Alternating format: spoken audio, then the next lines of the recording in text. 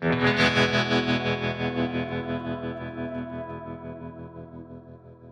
a little bit. Wait, hang on. These guys over here are busy doing something else. Talk about things. Whenever you guys get ready, we're gonna start. I think you should change your fucking Diet Coke back to your 40 because it was way cooler. No, wait, Right? I have a gift. I brought a present for Jeremy. You're gonna love this. Okay. Oh, look at that. Oh, all right. Fireball and Diet Coke.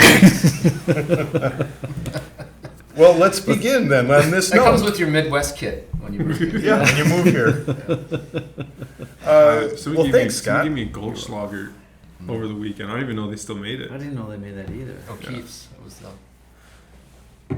The last time it was like, last time I drank it was probably 25 years ago. That's delicious. Full right out the bottle, driving around in a Chrysler K car. You were Next 15, day was 16? the worst day of my life, by far. So syrupy. Ugh. Oof. And that gold can't be good for your liver. Had to go to school the next day. I thought you had to sell the K car. 5th grade. It was my buddy's K car. He was not my even last day of of fifth age to be grade. driving around in it, and we were driving the K car around with the open bottle of Goldschlager. No, Found I- it the next day. I in his missed car. I missed it. How old were you when this happened? It was I K was car, so that's like high school. 1976. My first car was a K car. Was it? What color was it? It was red. It was station wagon with the fake wood Oh, it on was it. a wagon. Leslie had a K This is a car. 4-door sedan. Basically, it's like a Lego car. Is that pretty good? Mhm. I think there's gonna be Well, a lot of. Hang on, It's like hang on. Hang on, people. We have to stay linear here. We have people that are watching and want to follow along in a linear. That's right. Or am I wrong? Maybe No. people just want random people hanging out. No. But before we begin with our guest, I have to announce that this is the Mama Tried Flat Out Friday podcast, episode number 69. 20-ish. 20-ish. Oh, really? Oh, Okay. I thought we were like still in the teens. No, 19 would have been the latest last one, but we have the other ones to work in, so Okay. I'll just beep this part out. Episode beep. Well, do you remember we wrote it? We had an intro song. How's that coming? Remember I wrote that song? Well, we're put some beats to it. I sent Okay. it out to the guys, you know. All right. You wrote the These lyrics, things- or yeah. you wrote the beat? I wrote the lyrics and the beat. Oh, It's been really? recorded. Yeah. What? It goes a little something like this. Motorcycles are cool, but motorcycle people are more cooler. It's like a song my Yeah, 3-year-old it's pretty would jingly, like. isn't it? Yeah, it's Yeah, got a little stuck in your certain. head. Yeah, Is it? it's got a certain wang to it. Not at all. I'm not sure Write if your that's how grand it speech went. now, okay? All right, well, real quick, we want to do just a little quick summary. Today, I don't know if you guys know this or not, we announced that we're going to be doing Flat Out Friday. We are. Yes. Amazing. And we officially I love announced that. that today. And I think I think it's fair. Today being The Tuesday November in November. A Tuesday, 15th the 15th. -ish. Yeah. And I think that some people that are following that are thinking, well, man, how do I sign up? How do I get tickets? And maybe there's a little bit of panic in this day and age where you can get instant information and the information is not out there. But I want you to know from being a teacher, maybe you guys as being a boss, you can't give all the information right away or it gets confusing. Right? Sure. This is true. If you're trying to make a gate or have someone design a widget, you have to go slow. Right. How do you eat an elephant? Okay, that's right. Right. And or maybe making love. I don't know if anybody here ever has made love. Been some time. I'm gonna sometime. I don't think I've actually started to make love until I was in my 40s. Before that, it was just putting it all right. in there. You know That's what I good. mean? That's cool. We can. Yeah, Scott's gonna act like your kid. Yeah. I have the most prude here, I thought. All right. Well, in conclusion, the information is coming about tickets and sign up very shortly. Just trust it. Trust the system. I think that I was telling you this earlier, Warren. I think we're being much more methodical in our approach to these things, instead of just constant throwing everything out there and having this information overload. Yeah, we're trying to organize it better so it comes out smoother. Yes. And there's less questions Yeah. because we don't like questions. Yeah. Like making love. But we have a special guest here with us. Of course, we have Wow, what Warren. a segue, I guess.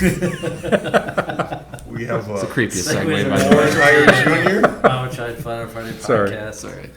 All right. We have Scott Motorcycle Johnson. Motorcycle Johnson. What's your middle name? Michael, it's close. Michael? Yeah, I knew it started with an M. And then we have Brad Richards with an S. Yep, you got it. Yeah. From Am I? Instagram @Zenanito. Or Zen of Nido. Zen of Nido. Yeah. Yeah. And you've had that for a long time. Since the blog days. Wow. But I wanna. Do you light a incense proper? and sit and like get into your zen? Is this like No, I can't even remember where that name came from. that's what I think? Zen of Nido? I think Yeah. it's like that's like one of the best handles ever. I Oh, thank remember you, I Scott. really loved it even back in the blog days. I thought Yeah. that was like super clever. Yeah, I get a buzz from cool objects and vehicles and stuff. That was kind of what it was about. Yeah. Beautiful aesthetics. They make me very calm. Yes. Right. But and then the word Nido is the calm, or is the no, Just the like word it's Nido cool. is the Yeah. Zen of Nido. Something that's the Zen is the calm, the Nido is the awe. yeah. Okay. You got it. Yeah. All right. I've never even thought about it, but yeah, you're right. But- that deeply. In the blog days, geez, when was that? 90? Is that 90s? No, I think I started blogging in the early 2000s. The blog's still out there.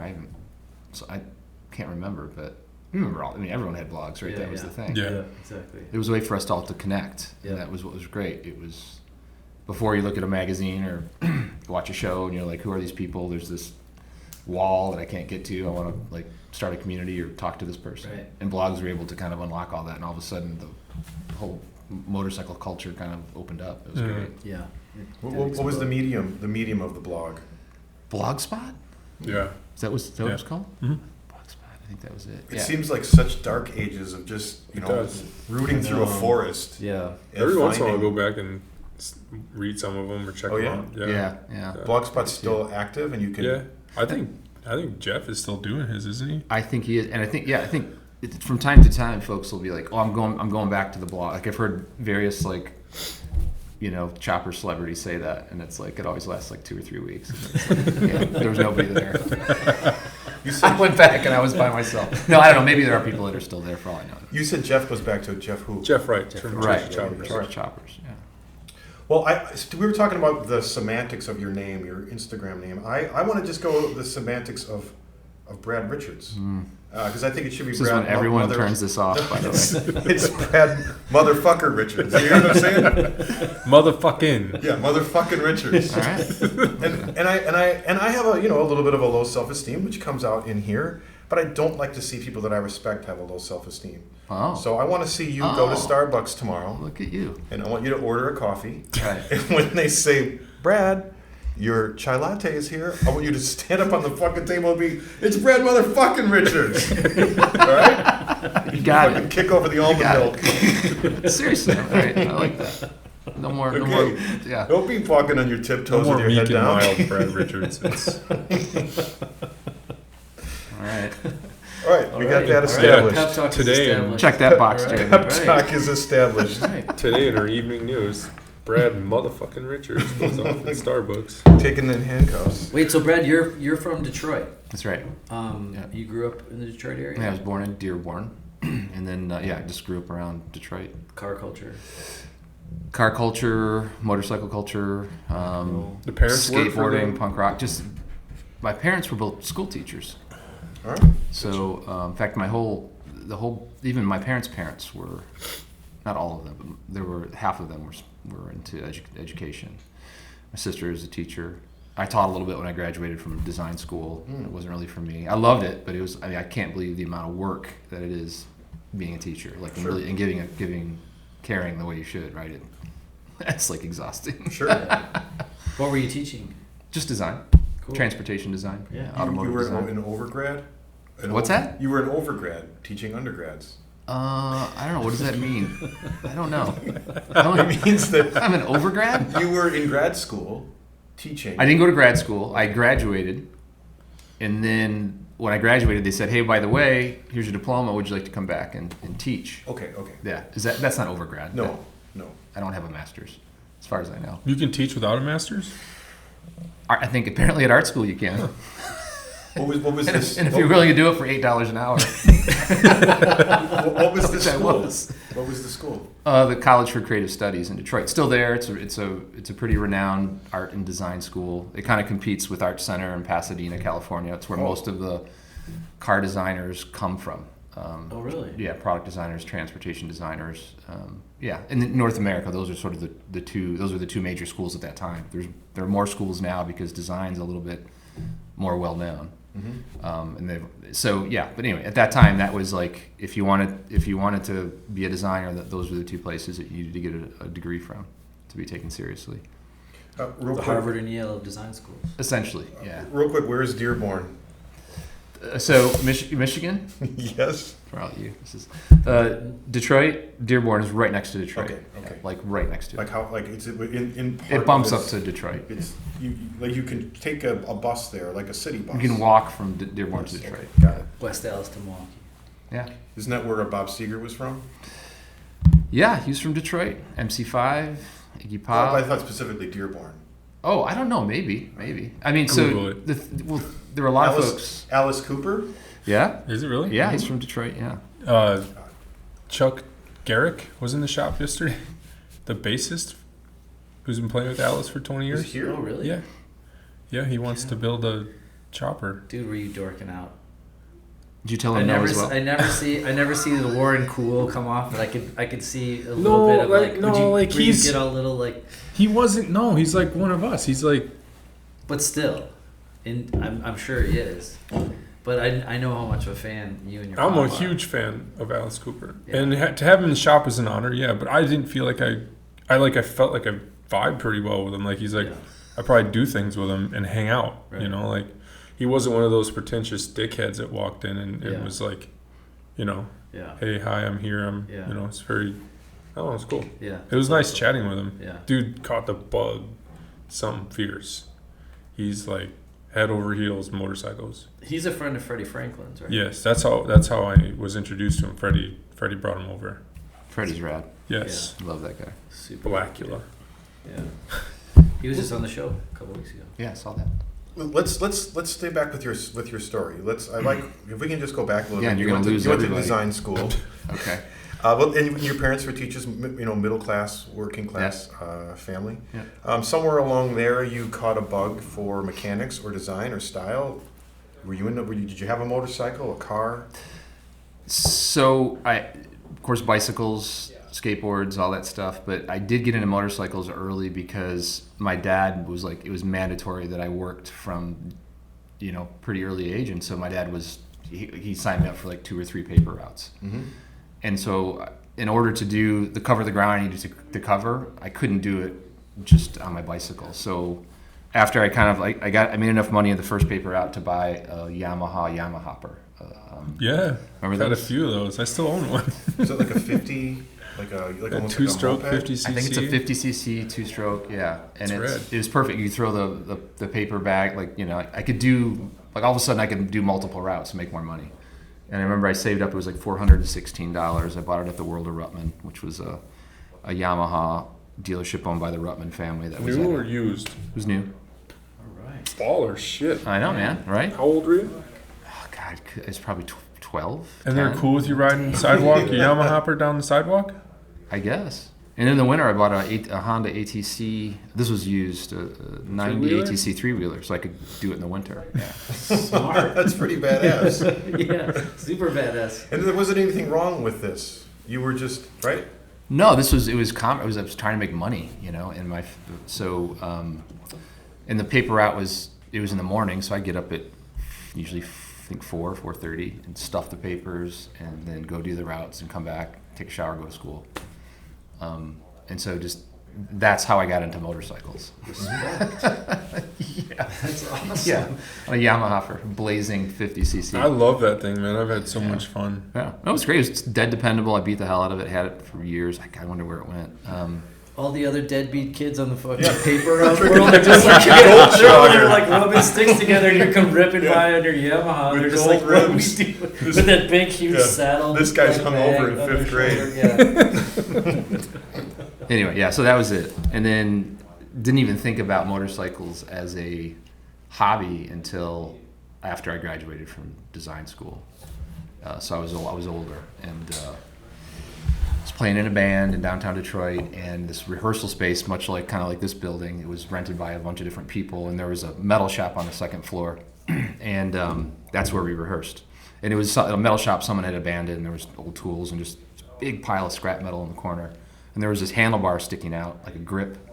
It was a Magura grip on a chrome handlebar, and that's all I could see. And so just when the band, we would take breaks, everyone would have a beer, have a smoke or whatever. I would go over there and just slowly started taking these things off this pile to see what kind of motorcycle is this. And it was a 1955 BMW R50. And just laying on its side, beat to hell. And so I asked the guy that owned the building, I said, is that yours? And he's like, no. He goes, if you can get it out of there, you can have it. Like, I don't have a title or anything, but I'm trying to clear that out and blah, blah, blah. So that's how I got my first bike. And I took that home and took it apart and restored it. Found a bunch of people that knew what they were doing, kind of helped me out. And and so I was into vintage cars at that time. I was doing some vintage racing with my father. We raced, we had a 66 GT350 Mustang that we road raced. Drag racing? No, road racing. Road racing. Rad. And then once I rode that crummy old BMW, I was just like, that was the most excitement. Like, I was way more exciting than the racing cars that we had. And I was just like, so I didn't, from that point forward, like cars they stopped having like the allure that they had, and I was just all motorcycles. Mm-hmm. And then I was at the local Harley shop with that bike because it was the only place you could find 60 weight oil. And this woman came up to me, this older woman, and she said, love your bike. She's like, my husband would love to see it. He's sick and he has an old BMW like this, and would you take it right now, follow me home so he can see it? And he'd be like really stoked that some young kids riding an old BMW. I said, sure. And so I went to his shop, and the garage door opened. He was in a wheelchair. He was pretty sick. He was dying. And there he just had like 30, 40 bikes, all different makes. Whoa. And so I'm walking through the aisles of the bikes, and he's showing me in his wheelchair, showing me the bikes, and we got to a 40, it was a 41 Knucklehead. It was an EL, and it was stock, and I was just like, what's that? He's like, well, that's a Harley. And I'm like, that's not a Harley. The Harleys are up at the Harley shop. He's like, no, that's what they used to look like. And I was just like, that is the most beautiful thing I had ever seen. And so he's like, well, why don't you come back tomorrow, and it needs an oil change. Maybe you can help me, and so he kind of showed me old Harleys. And then eventually that led to the guy that worked for him. You guys will love this. The guy that worked for him, who worked on the bikes, was Art Farley. No way. So Art took me. So Art he kind of gave me my Harley-Davidson background. Fuck, that was a great. What a great thing. And he to was fall as into. rad as he was to the end. That was Art right the first day that I met him. Yeah. Yeah. Wow. Art was a great cool. dude. Yeah. But I duffed the whole thing because I was so into that 41 Knucklehead. So the guy was named Grady Ellis. He was the guy that owned the collection. I've heard him talk about Grady. So Grady called me one day. I was at work at Ford, and he's like, I got something for you. Come by after work before you home. Don't go home. Come straight here. And I said, okay. So so we get there, and they're on a table a lot like this one was this just total basket case 41 Knucklehead. He found another one, and someone had rattle canned it, but it was all there, but it was in pieces, and it was like looked like it came from the bottom of the ocean. And I don't know, this is probably 2002, 2001, and he's like, I want you to have it, and I was like, oh my God, this is amazing, and he's like, well, you're gonna pay me for it, and I was like, oh, okay. And so I said how much, and so he's like, well, I'm gonna, they go for this much, and I was like, what, because I was used to BMWs, and BMW stuff is so undervalued, and so I had no idea what the Harley stuff really cost at that time. So I think he wanted $10,000. I was just like, I'm like, Grady, I'll give you 8, and he was just like, and he just felt so, I disrespected him, and so I went home, I slept on it, I felt really horrible about doing that to my friend, but I didn't really have a lot of money, and so I called somebody, I'm not sure who it was, I think I might have reached out and somehow found Slow Joe, Joe Gardella, another iconic Harley guy from Detroit, and he's like, Brad, just go buy it. Don't even, $10,000 is a great deal. And I was like, oh, so they recalibrated me. So I called him back the next morning, and he was like, nah, I sold it. And he sold it to Art Farley. So that 41 Knuck that Art had forever, that was that bike. I was waiting for this aha moment. No, I got hosed. Cancel it. But it was my fault, I mean, I shouldn't. Yeah. And so that's why I woke up. And then once you kind of get, once you get past how expensive these things are, it's another way to me, they're so magical that it's like it's worth every penny. I don't care anymore, right? I just, you want to finish the bike and you're going to buy the part. Yeah. Slow Joe used to say, you either step up to the plate or you don't play. And he's right, so, you want to, but, $800 for a headlamp is like, that's a lot of money, for someone, Let me pause your story real quick. Yeah. There's two details I want to get out of it. Tell me more, just a little bit about this band you were in. Mm. 'Cause, Scott. this Detroit rock and roll sound. Yeah. Was Detroit, and every rock and roll band has a little soul in Detroit. Same flavor, no? Yeah, we were, oh God, I've never been asked about this. Was it a rock and roll band? Yeah, we played rock and roll. We played originals. We used to play gigs with the White Stripes all the time. There was a really great venue called the Gold Dollar that was in downtown Detroit. That's sort of, it's where the White Stripes kind of got their whole thing going there, and we were sort of. Sometimes we warm up for them, and I think sometimes I think we probably warmed up for them more often than not if we ever played with them. But there was a great scene at that time. There was was it the Detroit Cobras and now you're like really pushing me. But anyway, yeah. So it was Detroit at that time. Like I think now it's pretty gentrified. I hadn't been back in a few years, but I've heard that downtown's pretty. It's kind of like Third Ward here in some ways. But at that time, it was the Wild West, and you didn't stop at stoplights. It was great for us as a young skateboarder. That's all we did. It was just there were so many places to go down and just kind of let loose, and you didn't have to worry about any kind of ramifications. Yeah. So we would just go down and be crazy. It was a great place to grow up. And that landscape came through in your music, right? That's the White Stripes, a little bit of chaos and. Yeah, I wasn't in the White Stripes. But I know, but in the Detroit Cobras, and if you're in that same vein, I can fill in the blanks to what you sounded like. Yeah. This is all real old timey music for Warren. this is oldies for Warren. All right, and one more thing that you said. So I get a sense of your band, and I really appreciate that. Might I find some vinyl on Discogs or? Well, I think we're still on Spotify. It's called American Mars. Okay. People said that we sounded like if Bowie had grown up in Nashville. Oh, whoa. Which is kind of an interesting Bold mashup. But I always thought we sounded like Galaxy 500. Okay. Yeah. You said while I was working at Ford. What does that mean? Well. Yeah, I got a job at Ford in the design department. Not right out of school. I worked at a supplier for a few years first, and then that supplier. So the way so in Detroit, there are a lot of companies that supply parts to the automotive companies. So there's if Little you fingers, right? You're like, if you need a door panel, Ford doesn't make the door panel. It's usually made by a supplier that makes it and then sells it to Ford. So there's all kinds of companies like that out there, and they make every part of the car is done that way. So there was a company that was doing injection molding, and they were doing interiors.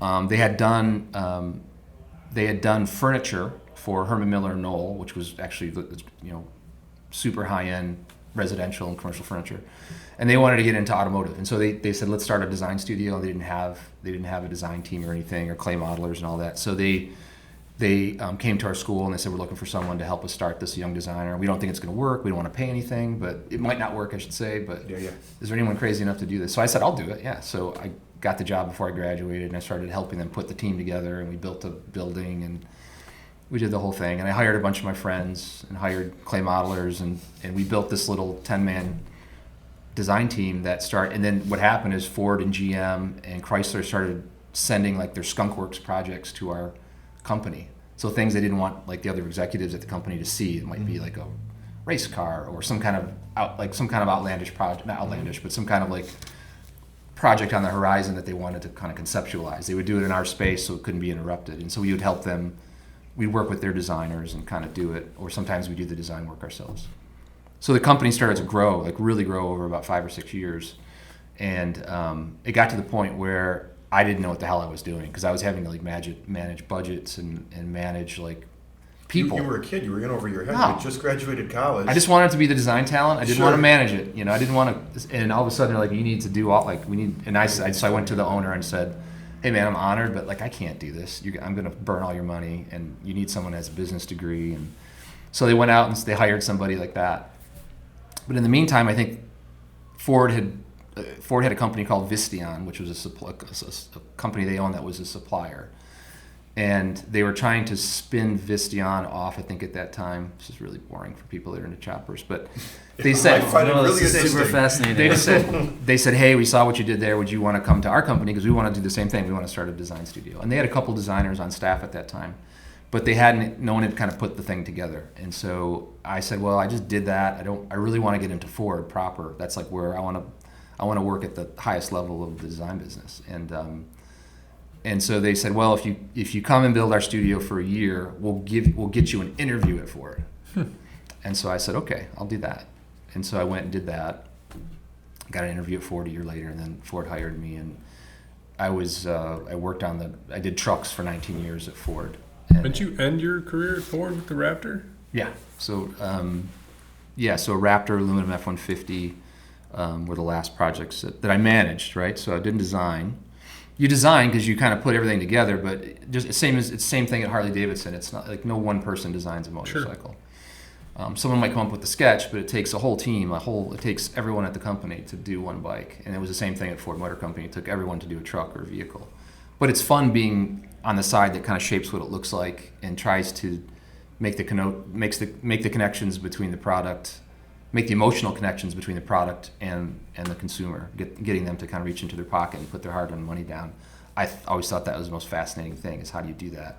Because there's every opportunity to make something look really unattractive and undesirable, and to get it right is really tough, and that's sort of the fun. It's like building a chopper, right? Sure. You want to get the proportions right. Yeah. Or building a motorcycle show. You guys want the aesthetic to be perfect, and it's the same exact thing. You through visuals, you're trying to get people excited about whatever the hell you're doing and trying to sell. But it's easier when you're working with a small amount of people. But when you're in a big company like that, or like Yeah. at Ford or at Harley-Davidson, so how does that work? I mean, you have a lot of meetings, right, where people are critiquing things, but then how do you just be like, okay, listen to everyone's input, and Yeah. we're going to make some decisions, then move it to the next level? Like, how does that? So at Harley, we'll just go to Harley, go directly to Harley. There's a lot of folks who want to get their hands on what the motorcycles look like. Let's just put it that way, Okay. right? So you have a lot of, and of course they're going to be that way, right? That's kind of what we're known for. There's You're kind of known for that. There's well, I say that because there's an incredible business opportunity with like apparel and licensing and parts and accessories. So it's not all motorcycles, right? It's the brand. Sure. But motorcycles are kind of like what put us on the map, right? And so it's fun. It's the fun part of the business to try to shape what the next bike is. Mm-hmm. But then you have a lot of different opinions, right? So you have input coming from all kinds of executives. You have input coming from dealers. You have input coming from market research. And so you do have to throw it all on the table and go, okay, what truly speaks to what we call the voice of customer? Like, if you don't know who your customer is, if you're not sort of just like intimately next to your customer, you're going to be off in the decisions that you make. And so we really try to go to the shows, and we try to ride, and we try to go to the swap meets. My design team I have a budget that I protect like a bear, because that gets us out into the world, all over the world, to see how people are embracing the brand. And that is what allows us to kind of put things on the table like Lowrider ST and other products that are, that where we feel like we've hit the mark, right? And it's very easy to kind of put your blinders on and think what you want, what the customer wants. But if you don't really get out there and talk to the customer and Right. You experience it, put your biases down and your however you want to go about it, and listen. Right. That's hard. right. And then you get to something that you all agree, okay, yeah, that's going to speak to the customer visually. But then can you make it for a certain amount of money where it's going to produce a margin that's going to keep the shareholders happy with the stock price? And so it's like, So many it's things. not building Yeah, choppers in yeah, the garage any yeah. longer. You're really trying to support an ecosystem with every decision that you make. That's interesting. But that's a lot of pressure, and you articulated beautifully. I feel connected to the plan now. I feel that you've articulated it really well, what the brand is, if you will. I want to just zoom in a little thing about what you said there. About you want to give the consumer something that they can hold on to and they're attracted to, Yeah. but also doesn't a little bit of leadership come along with this too? Meaning, like, a consumer might not like it, but you have to also be the leader in the industry and say, hey, well, this is what it's this is what's going to be happening. This is soon. what's cool. Yeah, this is what you have to tell them. This is what's Influence. Cool. Yes, you have to influence. So this cake that you have to make, that's a little part of it. Just tell me, does that make sense? No, you're right on the money. So there's, and this is what happens with companies that strictly look at data or analytics, is they're typically looking backwards, in my opinion, right? So you have, if you make every business decision on just data, data is concrete, and it's only up to this moment, right? And so if you're trying to hypothesize on what motorcycle is coming next out on the horizon, or maybe there's a new customer that we're thinking about that we want to grab, right? Because we have to constantly think about growing the brand in order to keep the shareholders happy. So then you have to you have to plant some seeds out on the horizon that probably won't pay dividends you won't be able to cultivate those seeds for a few years. And so you have to have some courage to throw some things out there that maybe on paper at the get-go you're kind of like, I don't know, and Lowrider ST was one of those, believe it or not. It was so to some of us in the design studio it was pretty obvious, but there, we took it out to some of the places in the company, that the regional folks that have to sign up for selling the motorcycle. And since they weren't seeing anybody in their regions, like overseas, that had bikes like this, they're like, we don't even know what this is. Like, how do we put volume on? Like, I don't think we're going to sell any of them because I don't see any of these.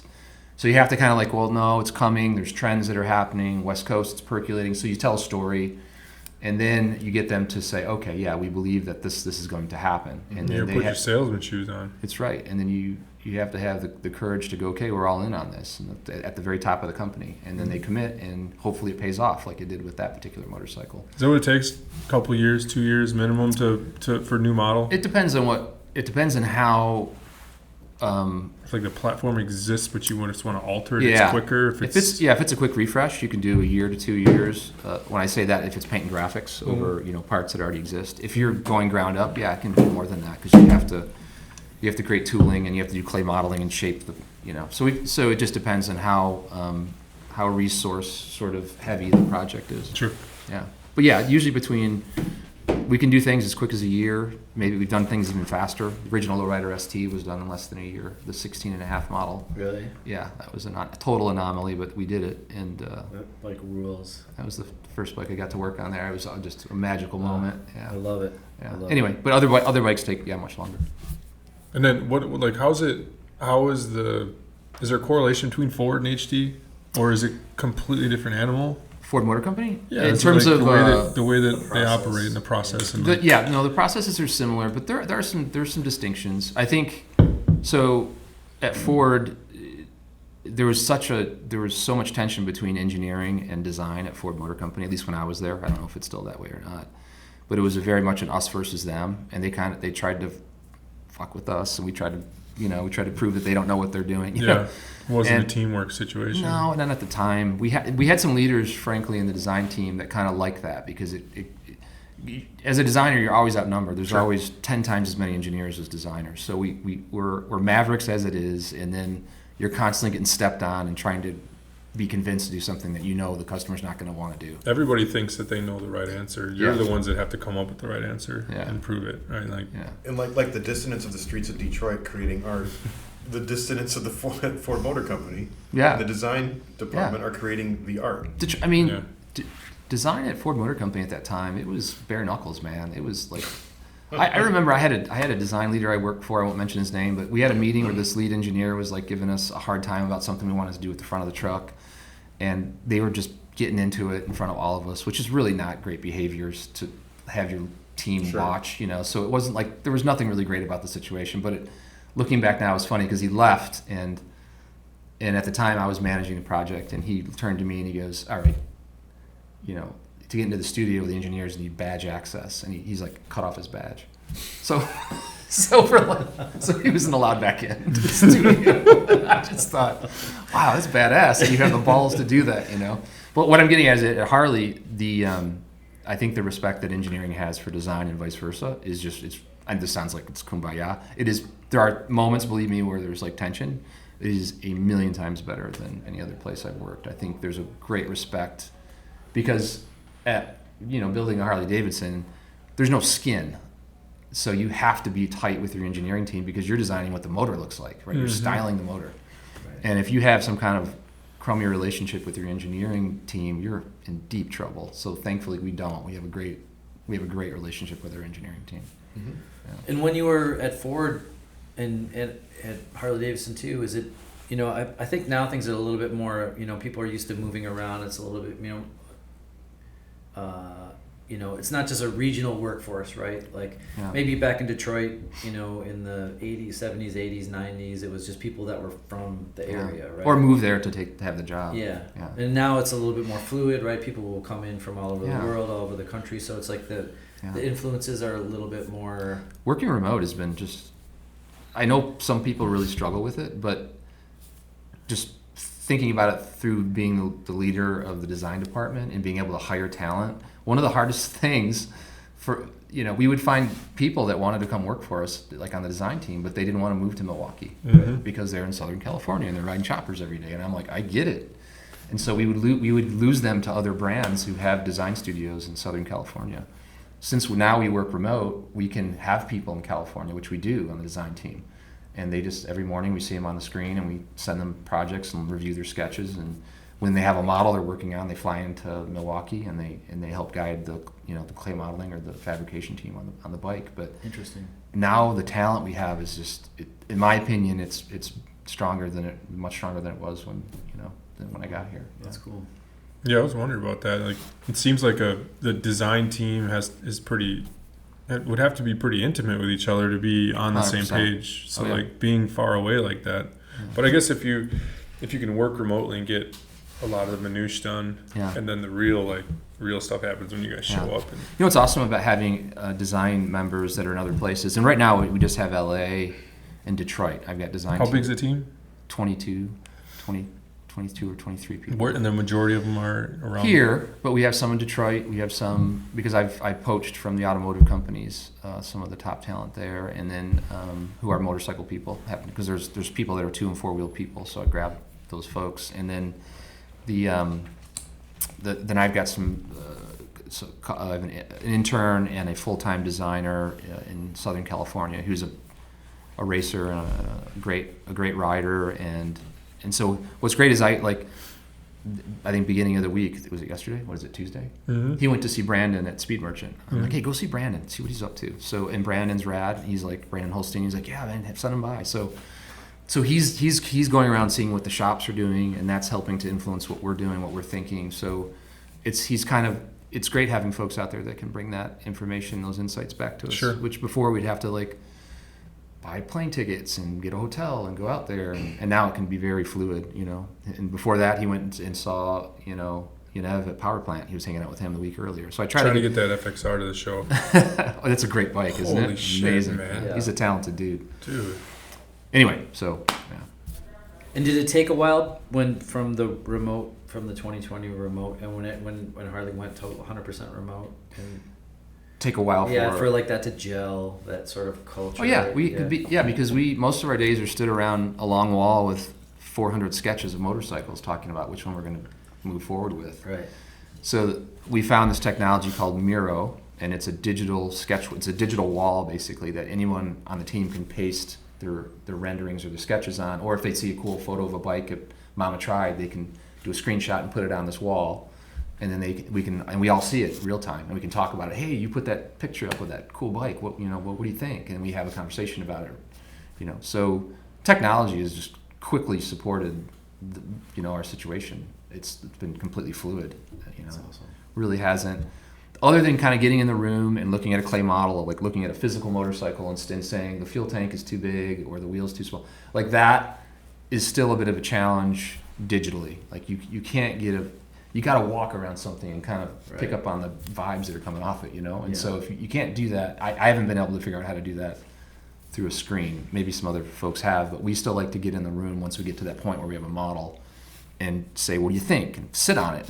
And, what's it make you feel like when you sit on it? That never Right? can go away. Yeah. That has to be it. Yeah. The best part about putting a motorcycle together is sitting on it the first time. That's right. Yeah. And then changing the seat 9 times. and the handlebars. The handlebars. And And standing around with a beer and just sort of looking at it and talking about it. And I equate it walking to around it. how the ladies or little girls play with Barbies, or it's just dress up for for little boys. Mhm. it's rad.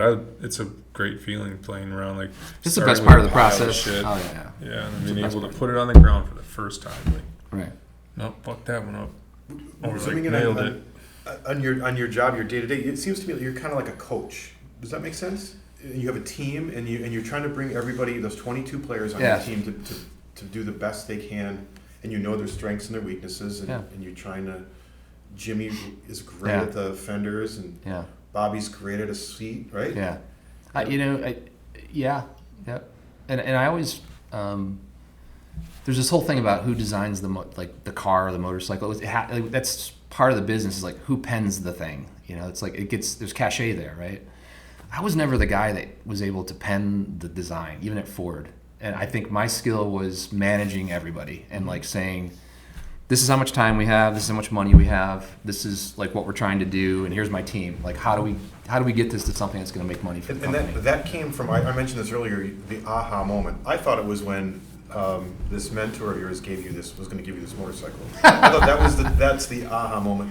But that was an aha moment for Harley, and that's when I really I didn't even pay attention to Harley-Davidson because I thought it was too lowbrow. Sure. When you go to design school, everybody wants to work at Porsche or Ferrari or Ducati. And I was like, and I did too, I get it. But there was something about that knucklehead and just spending time with it in the garage. And then I started thinking about like all the people that it took to build that thing, and that they all probably they probably ran around walking on the same soil I'm walking on right now in the Midwest. It's a Midwest company. And I'm really passionate about people from the Midwest and what we were able to achieve, and we're still able to achieve. And at a time, the wrong word in context, and Scott can help me out with this. That was an aha moment. That was a moment that changed your trajectory as a youth.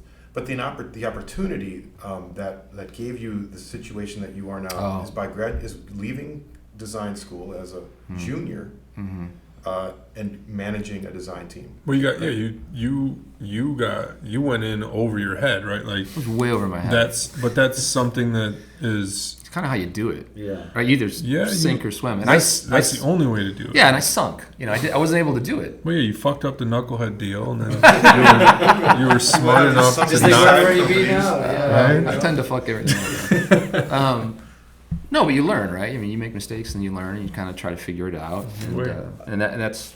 I'm sorry that I cut you off, Warren and Scott. I'm really excited to hear your job, and I just got one more question, and then I'm done, and then you got to turn you guys over because I want to hear. Oh, wait, this is I'm only at the stage 1 out of 3. But going just your day-to-day job, how do you know you're doing well? Like what's your what's your margin of success? It's all inside you. I mean, you can feel it if you're doing it right, and if you're, because you can't. Sales are one thing. I mean, that helps when you do something that's like providing revenue for the company at an increased pace from the previous thing you replaced. That's like always, but it might not necessarily be you. There's all kinds of other factors. How much was it priced at? How are you merchandising it? How are the dealers pushing it? How did the marketing team do? They could be doing a kick-ass job and kind of filling in for some inadequacies that you have in the design process. So it's everybody working together. But I tend to feel like if this thing happens when we do bikes with new designers, younger designers. This always happens. I'll hire somebody and they'll do a bike, and it comes out, and then they will surgically watch the feedback on Instagram, and I'm like, that is the absolute worst thing that you can do. No. And they'll come to me. Some of them will be like, I'm going to lose my job. I'm like, no, you're not going to lose your job. You just this is Harley-Davidson. This is a brand that defines lives. Like, people are so into this brand. Like, you're never going to please everybody. They're always going to have some beef with what you've done. You just have to. You have to do the best you can. Know that we nailed this bike. We made it as whatever it is. You've done it as a good a job as you possibly can do from a design standpoint. Hopefully it connects with the customer. We think it will, because we've done our research. We've gone to the shows. We've seen the trends happening. You kind of put that all together, and then you can't dwell on the feedback. No. You can learn from it. You get caught in that a little bit too. You're on such a high, and then you catch just one dumbass comment, or a comment maybe it is warranted, but it takes the wind out of sails rather quickly. You get a thick skin. I mean, it's like one of the first things you learn in design school is like you're going to have a thick skin to be in this business, because everyone's going to want to tell you that what you're doing is wrong. Sure, but again, equating you to a coach for the Detroit Lions, you know, and hey, my team is great. It's a horrible reference. They're great. They're wonderful. No, but you're 2-7. Yeah, but we're great, and we follow the trends in football, and everybody on our team loves playing on our team. Right. Bottom line, it's you have to move. You're in a capitalistic system. Yeah. Well, No, go ahead. I was gonna say, I feel like I've been in the culture and the business long enough, the Harley-Davidson culture and business, and I haven't been in the business as long as a lot of people, right? Some of the people I replaced have been there a lot longer than I was. But I came up at a time where I think things were transitioning from, like, the ethos of the brand was being reshaped by younger folks like Scott and Warren and the shows that were happening at the time. And there was an opportunity to redefine the products through, like, the bikes other people were building, the choppers, and just there was a skateboarding ethos, there was a punk rock ethos, and that the previous generation, it was different. It came from a rock and roll place, and it came from, to me, the values were a little bit different. And there's I think maybe it's because of the blogs, but there's a time where it wasn't really cool to be riding Harleys as in your 20s, right? It was sort of like what graybeards did, and Scott can speak on that, right? Like, that's. I think he just referenced me as a younger He influence. might I have. just want to point that out. He might have. but right, I mean, and then we kind of all, like, we all saw it. Like, it's what's great about a brand like Harley is there's been such a history. You can wrap any kind of mindset around it you want, and I think we saw something different in it that we wanted to kind of put a spotlight on with the shows and the brand builders. A brand that can build up that kind of hatred, and then can flip that person on a dime. That says a lot. And become just like a lover. And we have a unique perspective because we live in Milwaukee and we grew up here, and so Harley-Davidson for us is just another brand like High Life or Alice Chalmers or Milwaukee Tool. Yeah, exactly. But it has there's an extra level of gravity there. Yeah. And so for you, like, and for us, like, when a bike comes out that maybe we like just a little bit or we like a lot, it just has different meaning, right? Because like, it's not, if you're living on the other side of the world, you're like, oh, that's cool, like if Ducati comes out with a bike that I like or hate, I'm like, oh, whatever. But like, if it happens here, I'm just like, I feel extra invested in it, because it's our our sponsor, but it's also, we all ride Harleys and we love the brand. It's like you crawl on glass for the brand sometimes, and even though it can be infuriating, it just has a different level of, I don't know, involvement. And you got ownership a little bit, and that rings true for the people that are on that are making the comments when a new model's released and just like talking smack. It's like because they feel so engendered in the ownership of the brand. It's been part of their lives for such a long time, so it's like they feel like it's part of their personality. You just beat their wife or fucking broke their kid's arm. So mad. Well, I mean, it happens. Yeah. Or you gave them their greatest gift, right? Like, you just when a bike comes out that just crushes it, Yeah. Like, well, I mean, it's all those things you said, and I think there's a connection to me. It was very regional. It was a Midwest thing. And all my friends in design school, like, they wanted to live in Italy or they wanted to live in LA, and I'm like, oh yeah, that's where I want to live too. And then I'm like, wait, the Midwest is rad. Like, all these people, like, they say they're gonna do something, they fucking do it. I had metric bikes, the stuff that I have in my paper out, the stuff would break down. Harleys are built different, especially from that era. They're built really well. They're built like tractors, I'm like, wow, someone really thought about this. Like, and also the manuals, the way they're written, like, anybody could take one of those, you could take them apart and put it back together. It's just.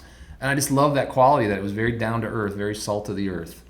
I don't know why that it appealed to me, but it just really did. And so, you and a lot of people. Yeah, and growing up in Detroit wasn't Milwaukee. I can't even imagine what it would have been like growing up here, but because of that. But it took me a while to come around to it, because I was like, I don't know if I'm more of a, I want to be this brand or that brand. But then you realize, no, this is where I'm from. Like, this is me. This is me. Yeah. And if you want to ride a motorcycle and you grow up here, you eventually get around to Harley-Davidson. Yeah. 100%. I think anyway. Yeah. And so those guys who are like, no offense to folks out there that are like super into foreign brands, like, I don't understand that, because there's no gravity to the decision to ride that brand for me. It's not part of like where and so it's tough. It's tough for me. But you can understand it as the way that we live and die for the brand that we love. Like they're Ducati people or Triumph people or or they're sport bike Kawasaki people or whatever. Right. Whatever, what have you. Yeah. They're into that. I just don't understand how you become that much of you become that obsessed with a brand without like feeling like there's some kind of a never been to Italy or Europe, which isn't fair because how many people who are Harley riders are from Milwaukee, right? This is Milwaukee, most of our customers have no clue, Yeah. So it's not really fair for me to judge them. But that I'm saying for me, the connection, that's what it was. It was coming from this place, and at that time, Detroit was beaten down and it wasn't a cool place, and I was like, that's why we started Oily Souls, the motorcycle show. I was gonna say that leads into my next question. Yeah. So we got to know you from coming out to Oily Souls, and I remember I have a lot of memories from Oily Souls because that was a really great show. We had a really great time. I remember meeting this guy there who, he had this big scar and he had his jacket off, and he had this big scar on his shirt, on his skin, on his arm. And we were talking about something, and I was like, hey, how'd you get that scar on your arm? And we're in Detroit. Yeah. And he's like, oh, I was at a stoplight downtown, and all of a sudden I felt like someone came up behind me and just and hit me with a baseball bat. And he's like, and I looked over and I was bleeding, and so I just I panicked and I just took off on my bike. And he's like, and I realized I just got shot. I think I was in that conversation. I remember that. Like that day, and he's at the show. No, it was a couple of years later, but he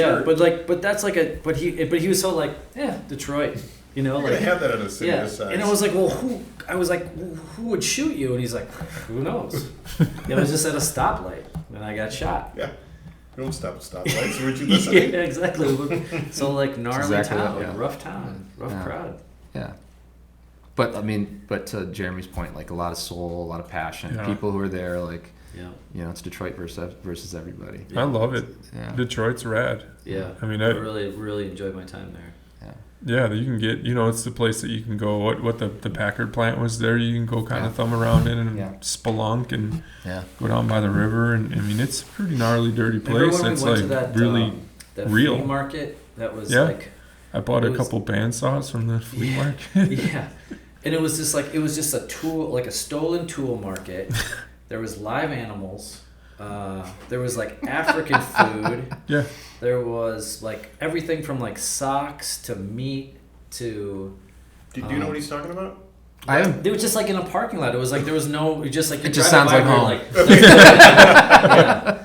And it was almost this. It was this post-apocalyptic world where they're just people are just selling stuff that they stolen goods and just underwear and socks and food. And it's the Wild West, it was man. Fucking it was at that time. I think now it's changed, but I think at that time it was.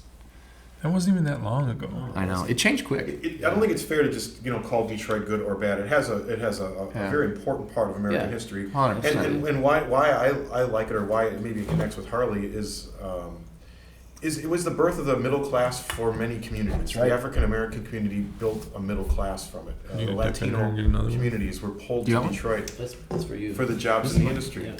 You want another one? Sorry, Brock. You're 100% right, and that's why. So it's a mosaic. It's also why it's also what? Why the food is so good in Detroit. Yeah. And why the music is so good. And the music. You're right. Dare I say it's like a New Orleans. Yeah.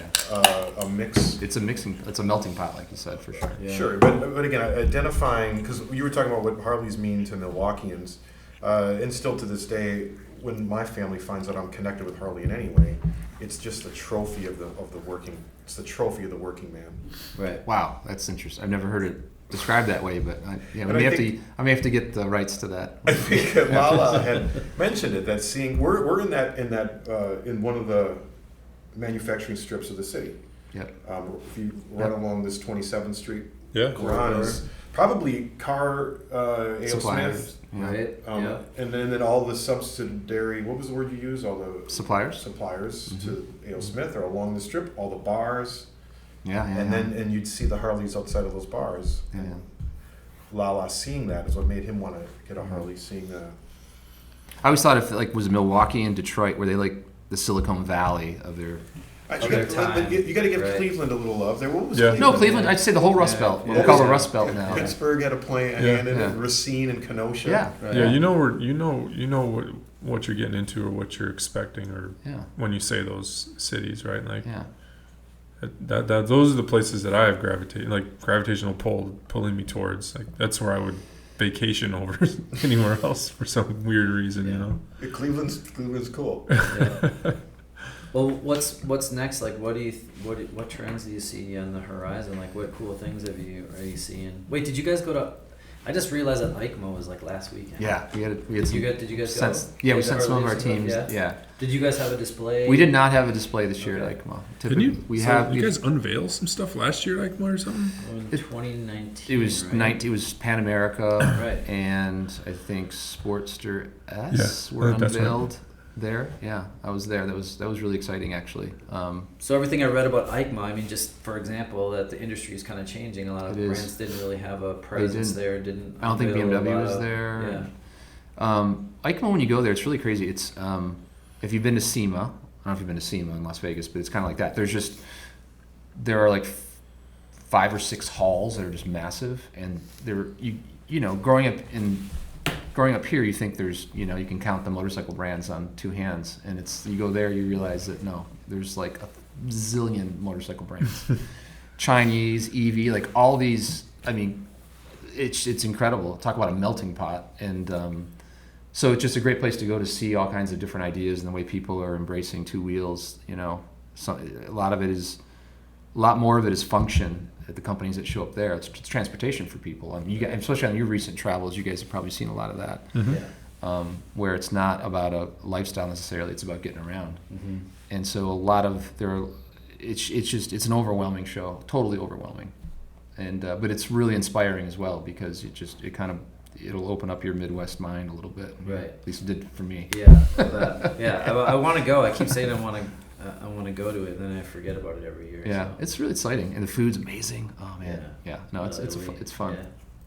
I was there with Gilby Clark I when we haven't seen unveiled. Gilby in quite some time. Yeah. But you didn't. But Yeah. you didn't answer Scott's question, which Okay. is what are the trends? Oh, I mean, I can't tell you guys that. Is that the question that? We can't say. Yeah. We can talk about Let me say trends. this. I That's a can third answer rail. that, and I am a nobody. I still walk on my tiptoes. My point is, you mentioned, which I find to be fascinating, that you recognize this as a representative for the company you work for, that Harley-Davidson was rock and roll for a long time, Yeah. and switching into punk rock and skateboarding. Well, our generation, I'd say, like Sure. all of us, right? That was like how we wanted to see the brand through that filter, I believe. Mm-hmm. Yeah. Living in the city and then traveling about and seeing Harley-Davidson or this, they're not even Harley-Davidson, the motorcycle community. I see hip-hop and Yeah. being Oh, yeah. just a major influence on things. The people at your shop here, Warren, the young kids, Yeah. it's not AC/DC, it's not No. the Stooges, it's Yeah. and I see it fitting perfectly, being Oh, yeah. dare I say, countercultural, the sound of the marginalized. That's almost what's more important, right? Is the rebellion, the fact that Yes. I'm not being represented, so It's not therefore. my parents' music. Right, and the brands, I think, in a way, maybe the brands represented people that felt they were that way, that they were unrepresented, or they weren't, for whatever reason, being valued at the same level as other folks. I don't know. I mean, this is probably getting into like psychoanalysis of Sure, consumer, sorry. but I think there's something to it. Like I was drawn to it because it was uncool, and I don't want to go to the thing that's cool. I'm more curious about the thing that's uncool. Why is it uncool? And why is something so cool as Harley Davidson at the time that I was getting into it, like it was uncool to a lot of my friends. But that was what was a bit fascinating to me about it. And then you ride one and you're just like, oh my God, it's game over. Yeah. It's, Of course. it's like skateboarding on, on Yeah. heroin or something. Yeah. And then dare I say the people that are attracted to it. You mentioned this earlier, very early on, how people identify with this brand. Yeah.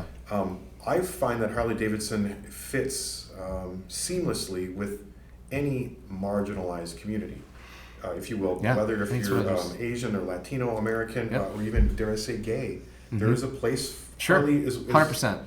it fits. And I think we as a company we welcome everyone because we're kind of we're an island of strays, man. You know, Okay, that's what I'm saying. Yeah. And I think that's what unites us all, right? Is we don't fit into normal society, and I don't care what your background is or who you are or what your gender is. The door's open as far as I'm concerned, because it's you know, it's awesome to me. And to me, there's nothing more American than that as well, right? Yeah. Yeah, exactly. Yeah. I think that sometimes that gets lost sight of, but yeah, it always attracts the outsider, the weirdo, right? And those are the people I want to hang with. Yeah, me too. You know, I'm not really interested in the folks at the mall. Yeah. You didn't ask me, Scott, what the trends were, but that's how I see it. And I'm not a stylist. I don't have any sense of style, and I certainly don't have the pedigree, Warren, that you have on wrenching. But that's how I predict Harley welcoming. If you're using music as a backdrop, I'm thinking hip hop is the trend, is what I'm saying. Yeah, for sure. Yeah. Agreed. All right, bold statements. All right. Wish I knew something about hip hop. You're articulating to me what this podcast was always meant to be. Warren again is there to keep it going off the rails, so it doesn't lose its motorcycle authenticity. I'm always learning from Scott and his vocabulary and his vision to see things, but I'm just far more intrigued by the culture and the community. And to hear it coming out of your mouth, I don't know, validates the dorking out that I'm doing. By focusing on just the culture and the community, because it's very important. That's what you're validating for me. 100%. It's not just when the 2024 models come out, I see what it says to the culture and the community. Someone else sees, the wheels are too big or the seat's too low. Yeah. And that to me is not as important as what you're saying here today. I'm not just saying it, I believe it. And, you know, the company had, you know, and I think even maybe I personally have been called out in social media before for, you know, trying to make the brand feel like it's open to this person or that person. And I believe there's folks that have a kind of a narrow-minded approach to who the brand is supposed to stand for. I mean, I get it. Like, you know, I totally get it. But as an American, that's the whole thing about America, is we're a melting pot, right? And we're supposed to be more open-minded, and we're, you know, none of us are from here, you know, none of us are indigenous. Right. So to me, it's just, you know, I don't know. To me, it goes hand in hand with the brand.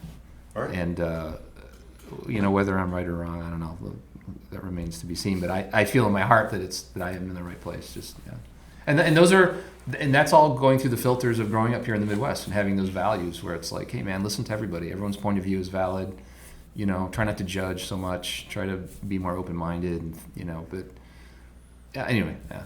Well, I think there's a lot of there's been in my years of riding bikes and being in the Milwaukee area, I've seen so many changes in the scene. It continues to evolve. Like, I started out in the metric world. Yeah. And wasn't really a Harley person, and then I met a bunch of Harley people, and I was like, wow, these guys are great. And then I learned about the bikes, and I was like, wow, they're really great. Yeah. I was messing around with all this shit that exactly, I thought was like really exemplary engineering. It didn't really run that often. And anyway, and then, you know, then there was like the integration of like the Harley people and the metric people, like all hanging out together and like having a good time. That's kind of a Midwest thing I noticed, by the way. Yeah. The Detroit thing, where you see multiple brands out in front of the bar. Where I feel like you ride with the guys in California or somewhere, and it's all one kind of bike, one kind of style, which I kind of, from an aesthetic standpoint, I like that. We all look the same. We all look great as a group. Yeah.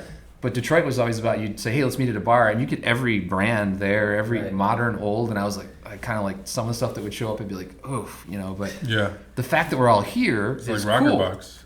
Yeah, I was like, exactly. Yeah. And like there's people, and then there's like, it's just motorcycling. Yeah. Right? And then suddenly there's like, you know, Harley people buying dirt bikes and building flat trackers and going ice racing and vice versa. Yeah. You know, people that were dyed in the wool, metric, like vintage Arma road racers, like building a chopper. Like, it blows my mind. And but there's the thing you said though, Scott, is like it's exactly the thing that attracted me to the brand was when I was restoring the BMW, that first bike, it was difficult. You still own that bike? Yeah. It's in my buddy's living room back in Detroit. That's cool. Like I remember, I didn't know what to do. I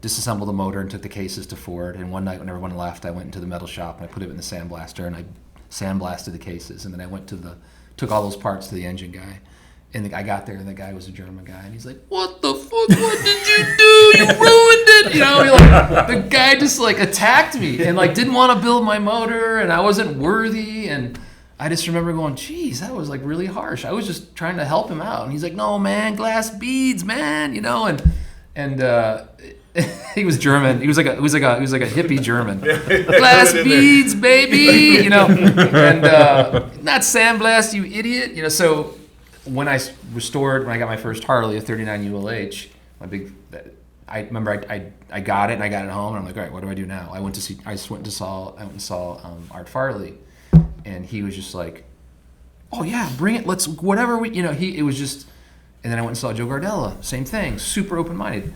Gordon Plato, who I worked with, he was my boss at Ford. He owned a bunch of old Harley. He was like, yeah, man, here's what you do. Everybody just wanted you to be like, to get it restored right and be cool to be part of the community. And it was just like, I restored cars, that BMW. I'd never had a situation where people were that cool. Like the Harley folks go to the swap meet. It's just a party. Everybody wants, yeah, you need that part. Let's see. You know, I had people kind of like giving me parts because they were so stoked that some of my age was trying to restore an old flathead. They're like, oh, you need this, just take it. You know, I was like, you know, I know what those parts are worth today, and that was like a big deal. And you know, at the time, I didn't understand it, but it's a different vibe with the brand, in my opinion. True. Yeah. And I had a similar experience because my first bike was one of my first street bikes was a BMW, and I had ground down the cylinders. I took it out to like a track day at Grattan, and I leaned it over too far and like ground the cylinder heads down. So I was like, they were like perilously close to like just opening the rockers up. Yeah. Wow. So You're going for it. I took it to competition, and I was like, I was really to Charlie? yeah. And it was when it was on National Avenue, and I was really nervous because I'd always see like choppers parked outside there. Yeah. And I was like, this is just like, these guys are going to You went in and out 3 times. Yeah. I was like, drove past it like 3 times. Just trying to get the current jump. Nothing, I'm good. You left. No, when I pulled up and I parked, and just as I was taking my helmet off, this guy comes out, he had like a, like a dirty vest on and a leather jacket on. It was the core. And he was like, hey, nice bike. And he's like, I used to have one of those. And I was like, really? You know, I'm like all like sweating, you know. And we stood outside and talked for like 10 or 15 minutes, and he was like so encouraging and cool. And I was like, so I went inside, and then I'm like nervous again, you know, like waiting in line. Yeah. And then I get up there, and I was like, I need someone to kind of, I don't even know if it's welding for my aluminum cylinders. And he's like, yeah, cool, I can do it. Just take them off and bring them in. And I was kind of like, take them off? And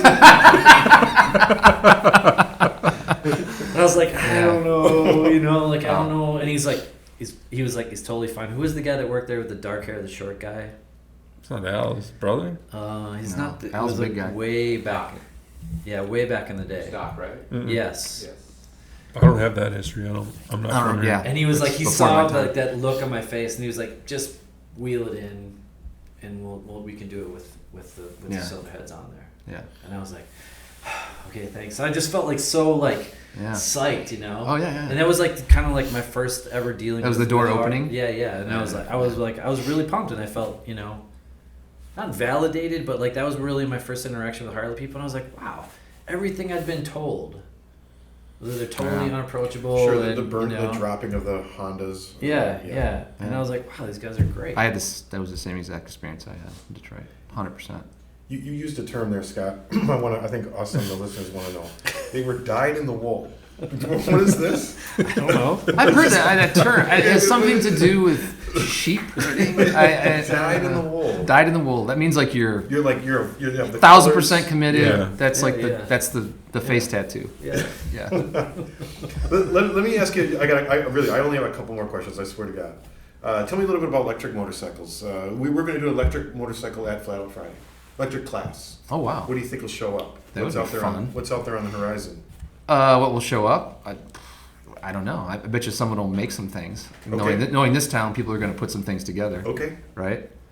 Like an electric boonie bike race would probably be pretty amazing. How about this?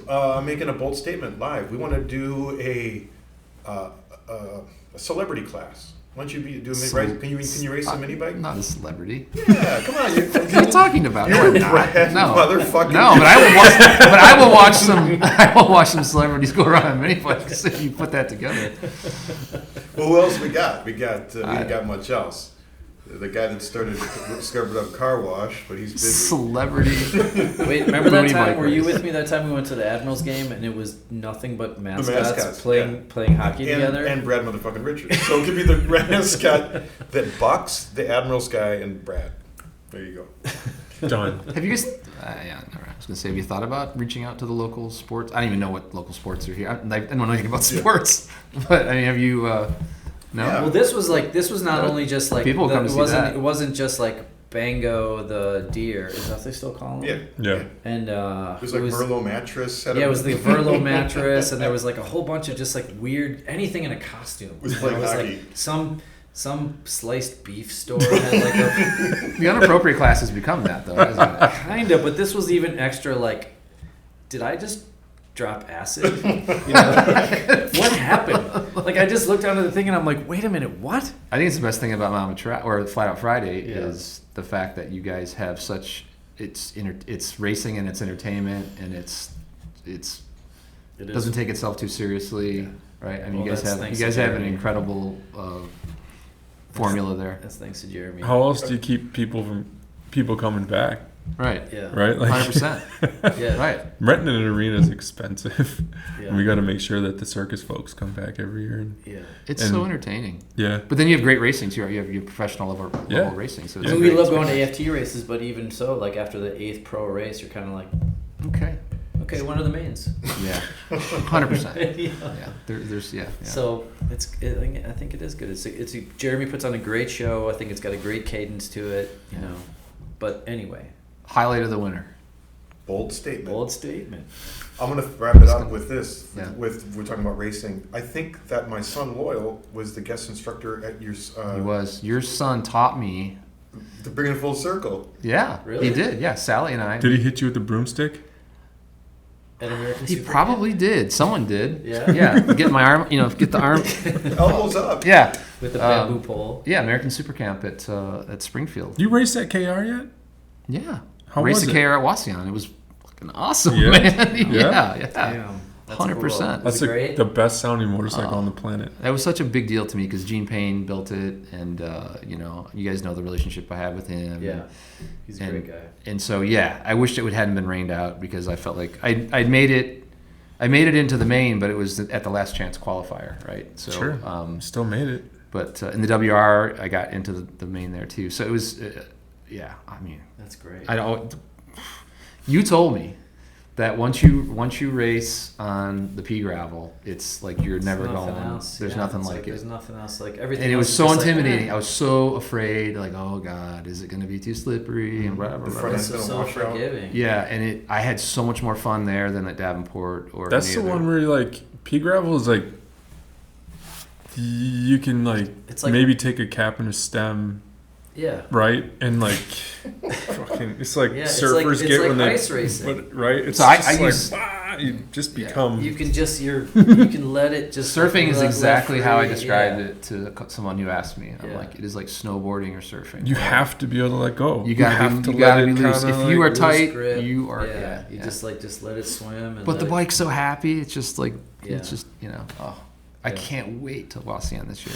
Yeah, it was so I haven't fun. been in this shit 2 or 3 years now. It's so dumb. to go back. I know for sure. What's dumb? Your life? Yeah, What do you mean? not being able to make Wasion.